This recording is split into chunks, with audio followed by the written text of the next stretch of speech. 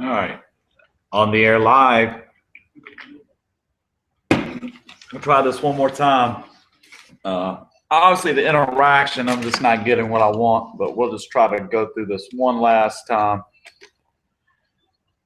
Opening cameraman, downloading app. Everything is good. I just wish there was a list that I could see who was watching the video. That's all that's all I'm asking for with this thing. All right. And 3, 2, 1. All right, for the second time, we'll call this take 2 on a live broadcast. I got my headphones on. Maybe I can hear a little better. It's a great white capper. We're going to talk football. Went over most of the NFL earlier. Maybe I'll go now. I'll just touch back on the college football. I will say coming into this Saturday, my big bets, 7-star and higher rated after the Louisville hit on Friday, were 10, 2, and 1 against the point spread. Saturday, I had a setback going 1 and 3. The 2 early games, Wisconsin and Tennessee. Tennessee was in a great position to finally beat Florida. Basically, Florida switched quarterbacks to another young bum, and they were able to take out Tennessee 10-9. Just disgusting, man. Wisconsin, what can you say? When you have a guy that is averaging 10 yards a carry, runs for 250 yards on Minnesota, and I think 3 separate occasions, 2 most definitely, Wisconsin ran the ball down Northwestern's throat to get down inside the 10-yard line for a 1st and goal or 2nd goal, and then they just start throwing the ball. The Cubs gets picked off in the end zone twice. I don't get why, when you get down into the red zone, when you march down the field at will, would you not just feed the guy that's averaging 10 yards a carry to finish off the drive? Yeah. Maybe I'm missing something. Maybe, at 44 years old, I've lost my mind. But when I've got a running back that has 250 yards on the day, and all I can put up is 2 cheap touchdowns because my quarterback keeps throwing picks in the end zone. Excuse me, not to say that it was a great pick, because as it turned out, Northwestern put up a good fight, but there's no way Wisconsin should have lost that game. It was disgusting, man. Like I say, turnovers in the red zone is what makes or breaks a quarterback, especially in the college ranks. And after Cus throws that first fucking pick into the end zone, you goddamn for sure are going to just run it 4 times if you have to. 1st down, 2nd down, 3rd down, 4th down, up the fucking gut. That shit was killing Northwestern. If they blocked the inside, split them open and wedge, the dude had a fucking lane you could drive a truck through up the middle every fucking time. They just kept going away from it like they had to try to trick somebody with a pass play when your quarterback fucking sucks, dude. The guy blows. Now, that's enough about the rant on fucking Wisconsin. Just one of those days. There was an pouring, driving rainstorm most of the day, too. Just one of those weird days. A weird week in college. Most of the teams, Oregon just gets fucking their ass handed to them by Arizona. Alabama chokes in the 4th quarter against Ole Miss. Oklahoma chokes in the 4th quarter against TCU. I mean, how many top 10 teams just got their ass handed to them when it mattered most coming down the stretch late in the games? I mean, it's just shocking over and over. Then you got, you had the crazy finishes. I guess I was bitching about the Michigan State game. I think also that Arizona State Hail Mary. I mean, how many Pac-12 games are going to end on Hail Marys completed? Jesus Christ, dude. Do they not play any defense?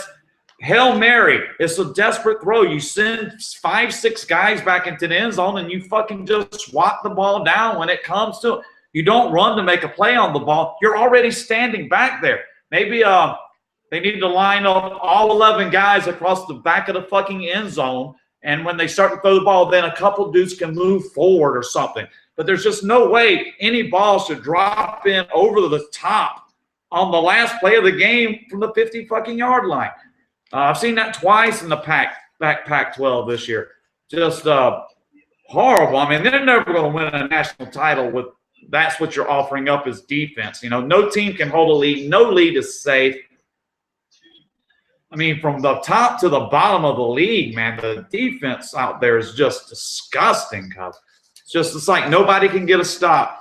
I mean, I understand they have some offensive weapons out there, but come on, let's be honest. They're not that fucking good weapons, you know. You got your little scat back running backs, a little thin, wiry wide receivers. How about just play defense, back to some traditional defense? It's kind of taken away from the college game for me when everything's just so wide open like a pinball machine. I mean, essentially, you're just trading touchdowns back and forth and hoping at some point in the game that you can make one stop, just one time get off the field on defense, and we'll win the game. I mean, that to me should be the other way around. You should be getting stopped most of the time and have to work your way for your 1 or 2 scores a half if you're lucky. It's just different approach, different mentality. And obviously I take that into account when I handicap these West Coast games. I don't trust any of these teams out here, to be honest. Just seeing too many games flip-flop back and forth. You know, team winning. It's almost like the Pac-12 they get big leads and relax. I mean, I don't know. Poor coaching, poor decision making. And the other thing that kills me is all these wide open offense. Hurry up, run a play. Hurry up, run a play. Hurry up, run the play. Then when they get the 10-point lead with 6 minutes left, they don't have a fucking clue how to finish the game off. They just run a play, incomplete pass, punt it back, and hold the ball for 30 fucking seconds.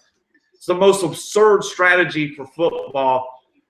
But it seems to be gaining traction. But like I say, particularly on the West Coast, I see more of this than the East Coast teams. Although, you know, you get these East Coast teams are experimenting with it too. So not just wanting to dick out on like the Pac-12. It's just easy for me to pick on them when you can look through these box scores week after week and see these piss poor, particularly second half defensive efforts. Talking baseball right now. Take a quick peek over my shoulder. We're going to the top of the 7th, and nobody has scored yet. Kind of as I predicted, you know, that Pfister and Bumgarner were going to go tooth and nail. I'm just counting on Pfister's, the Nationals, be able to put one run up on this guy, because I think after escaping early trouble, Pfister's finally hit his groove. There's a leadoff single in the 7th for the Nats. That's good. We like that. We'll get a little better angle of the TV and less of me in the screen. Still don't get how I cannot see anybody. It says 0 viewers. I hope someone is actually watching. I wish I could interact. Chat says question and answers are disabled. Okay, this feature. Why is this feature disabled? Why can't I have questions and answers? Why can't I see anybody show up on my screen? It's just this isn't what I was looking for, to be honest, but just have to take it as it comes. It says live. Of course I'm live, dumbass. Talk a little bit about the game later tonight. I'm going to back the efforts of the Dodgers. Ryu. Think he's got a fresh arm. He hasn't started in nearly a month. I think that will play into his hands here. Lackey, I just don't like. Even the games they win when he pitches, he seems to struggle in innings, base runners. Just always seems to be pitching his way out of trouble instead of dominating lineups. And that's kind of, I'm a pitcher better in baseball. I look for basically I'm trying to predict which pitcher is going to have the better outing, and kind of always believe in baseball that good pitching counteracts good hitting. As you can see behind me, you got 2 good pitchers. There's nobody getting any fucking hits back here, you know. Now, much less scoring runs. It's kind of but you get hit or miss. Like when they do score, it erupts like a volcano. Take note of the St. Louis LA Dodgers game, 10-9 final with Kershaw and Wainwright, 2 of the hottest pitchers the past couple weeks.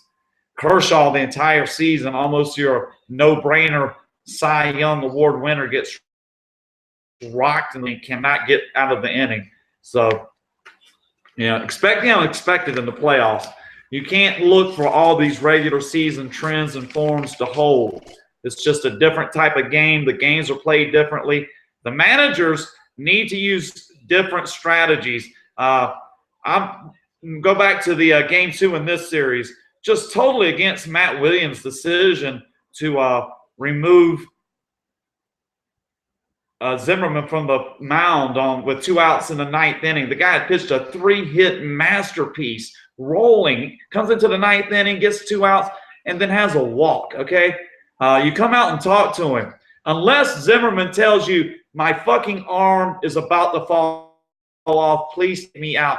There is no reason to ever take him out. Why not?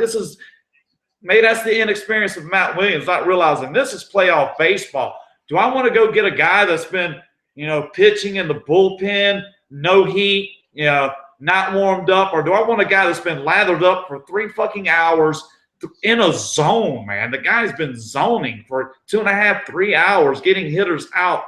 They're struggling to put the bat on the ball, and I'm going to take him out just because he walks a guy with 2 outs in the ninth. 1 out from winning the fucking game. Strikeout, pop out, ground out.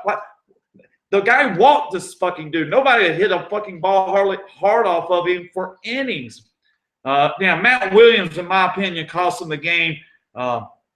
You bring in the bullpen. Of course they cough it up. They're fucking dry. The motherfucker's not even sweating when he comes out on the mound. That's the first thing I noticed when they showed the up-close picture of what fucking bum it was that came in and let up the base hit. But the guy was like a dry brow. He wasn't into the game. It took him by the time he gets into the game, it's 1-1 tied. He's given up a pair of fucking hits. So obviously I thought that was a bad decision by Matt Williams. Baseball, when you got a guy in that position, regular season, I get it. Regular season in a 1-0 game, your pitchers pitch that great, and you get down to 2 outs in the ninth, and he walks a guy. You remove him so he doesn't have a chance to lose. And it's almost a courtesy. It's like, look, dude, you pitched a great game. We're not going to let you pitch to another batter. By taking you out now, it ensures that you won't take a loss in this game. Playoffs, it doesn't fucking matter if he takes a loss or not. I'm going to leave the guy out there that has been fucking rolling, dude. That's what I just don't get. If he'd been pitching shaky, if there had been issues, and there goes a throw, we're going to score. We got national scoring. 2 runs in. And, of course, it's going to be Bumgarner with the bat. Everybody's going to score. Is this a fucking inside the park error? Wow. I thought I saw 3 runs cross the play. Okay, call it 2. Sandoval's hurt. What a crazy play. It's one of those drop down the bunt, make the pitcher field it. Cuz tries to make, instead of taking the out at first, Bumgarner tries to get the lead runner at third. Not only does he sling the ball out in the left field, looks like he might have got their best hitter, their best clutch hitter. He's back up and walking around. I'm going to get my first good look at this. It's a bunt down. Why Bumgarner decides to go? I mean, the guy is already on third. Bumgarner, just an awful play. That's sometimes why you drop a bunt. Put these pitchers in uncomfortable positions. Nats just take a 2-0 lead on that. That is big time, and I did have the Nats early. I'm going to see if I can pull something up here.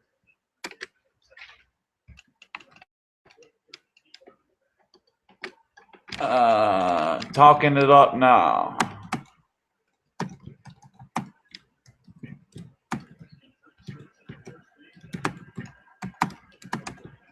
Hopefully this can hold up.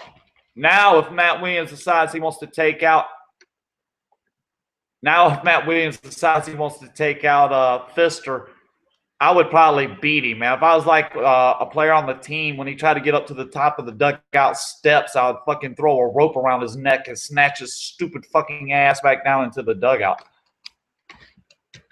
There's no fucking way in hell right now Pfister should probably – I mean, Pfister would have to show that he's in trouble, not walking a guy that he's just not wanting to give into on a 3-2 pitch. That's all I thought it was with Zimmerman. I thought it was a decent pitch, and he just doesn't want to give into a hitter in that position. Maybe he'd rather face the next guy. Instead, Matt Williams takes it as a cue. Oh, he walked the guy. Let me make my managerial move here. And there's a base hit. Coming around third, it looks like He's not in time. We have a 3-0 big inning for the Nats. Three runs. That's like a week's worth of runs for them. And I've got to feel strongly that Pfister can make this hold up. There's no fucking chance in hell I would go to that bullpen right now if I'm the Nationals. I would milk fucking Pfister right to the fucking end of this game. So just another nice found the hole with a nice base hit to left. Nowhere close to being in time. And I got a little bit more time here for this. I'm doing 30-minute broadcast. Maybe I'll just keep popping them off. Like I said, I just wish there was this interaction. Now I'm actually showing one viewer. And what's killing me is I can't see who it is, if they have a question, if they have a comment, nothing. It's just weird. Maybe I'll dabble with this more, but I want to add an app. It was showing me that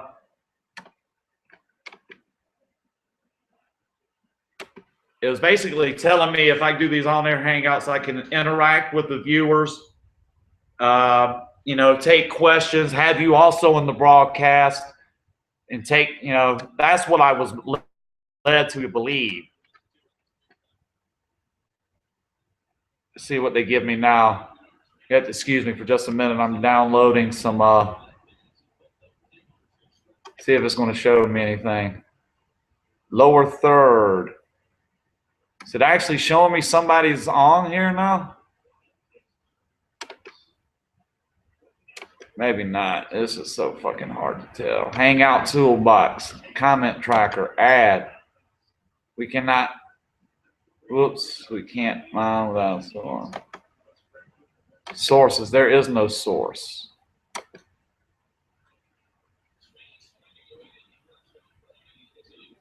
Well, I wish I could just add this question in a Q&A. I'm going to try this one time. Oh, my God. All right, it says this feature is disabled. Now, what I would like to know is how to enable it. That simple.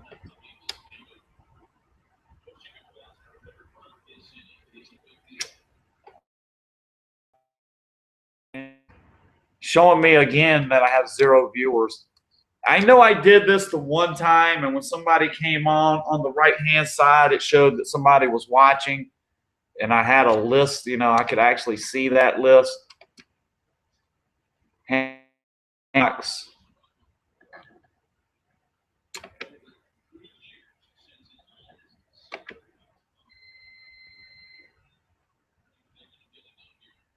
Huh.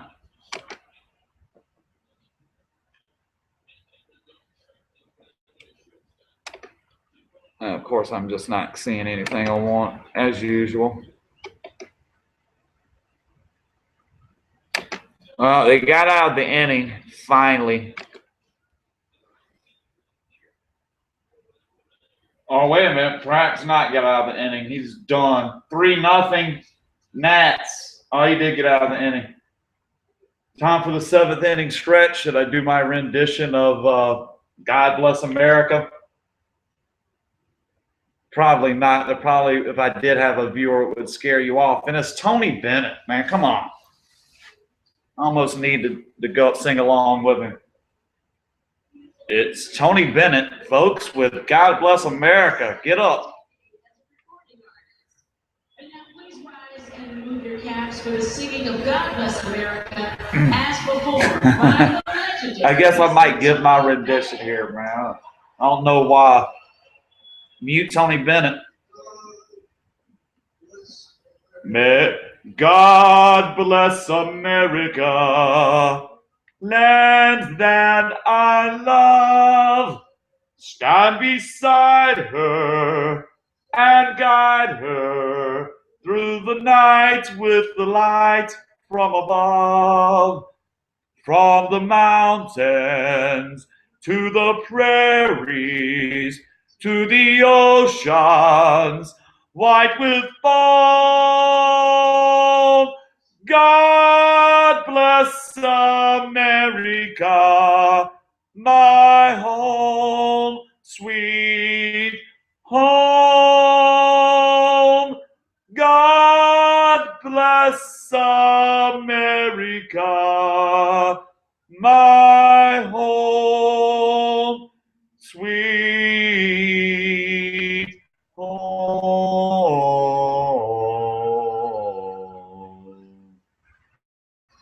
I'm a little ahead of Tony. Obviously, he's got a bigger flair for the dramatics than I do. Before my broadcast time today ends, that was actually kind of fun. For my my broadcast time ends here for this 30-minute little segment, I'm going to give you my pick for the NFL game tonight. I'm going to take the under. I can't find any value in the side play. It seems like a trap to step on Seattle. It seems like a fucking landmine.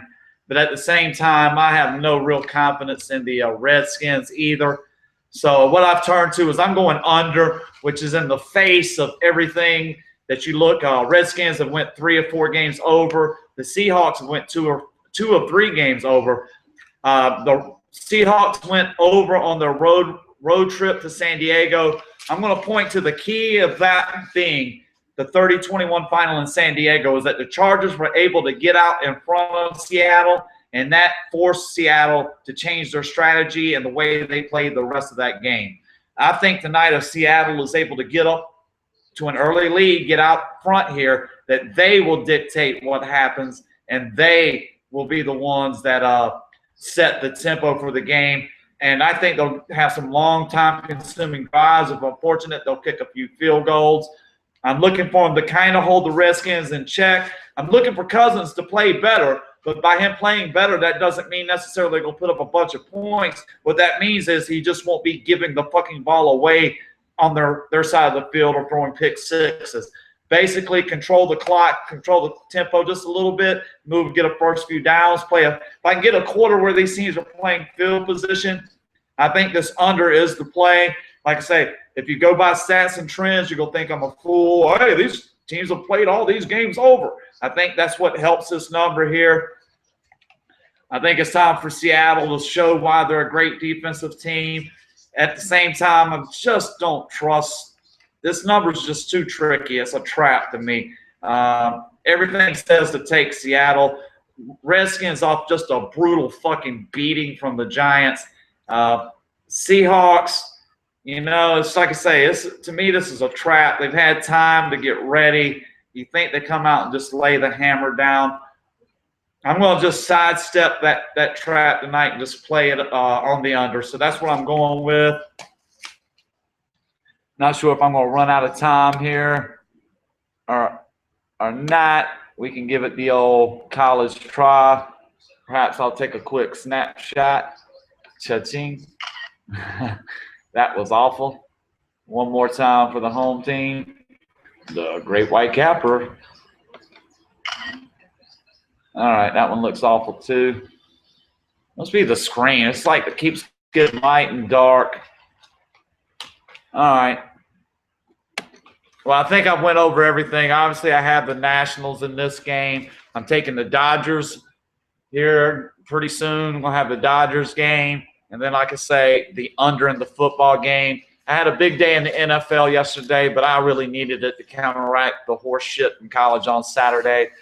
Last couple of weeks have been up and down. I mean, last 30, 60 days, profits have been solid. I guess you can say I've been fighting the swoon that anytime you have a prolonged period of success, you have to be wary of a drought.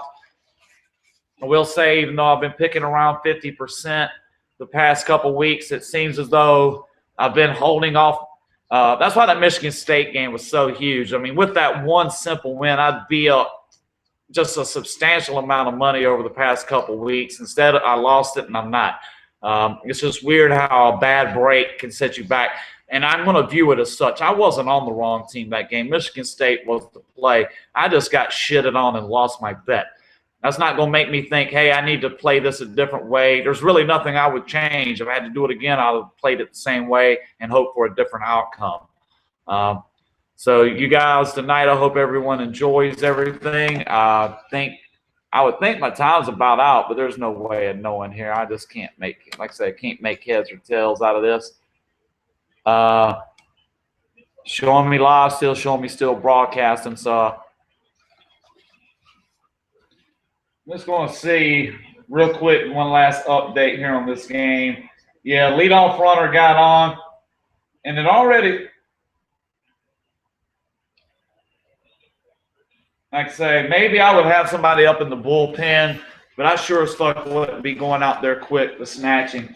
Hopefully Matt Williams, yeah, 3 runs scored in the 7th inning by the Nationals. That matches their total in the previous 33 innings of this series. There's an out. I mean, you would about trade a run for an out here. Runner advances to second on the ground ball to second. I'm going to go ahead and pop it for now. I'm going to try, I mean, if you can email me, let me know what you think about this. I guess this video goes up on YouTube. Make a comment, let me know. I mean, I can try to script these out. I prefer for like interaction with the people watching. If it's at all possible, I'm going to try to figure this shit out. If not, maybe you know, have like a scripted format with, you know, go right down the list so I'm not grab bagging for ways to fill the time. I mean, I could sit here and talk for an hour, but I prefer to be on topic, and more importantly, I'd like to discuss the topics that you want to hear. Hopefully I covered them with the action tonight. I mean, I could go ahead and look forward, but I'll be honest, I haven't stepped fully on looking ahead yet.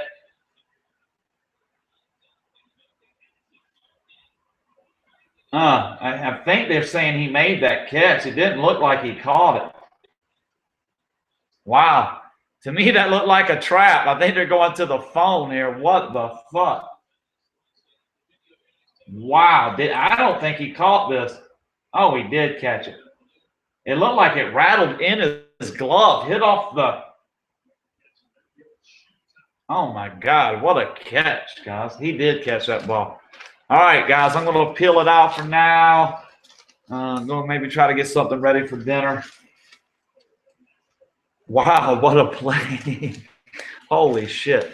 Got the Nats, got the Dodgers, got the under on the football game tonight, guys. Y'all have a good one, and I'll talk to you later. Bye.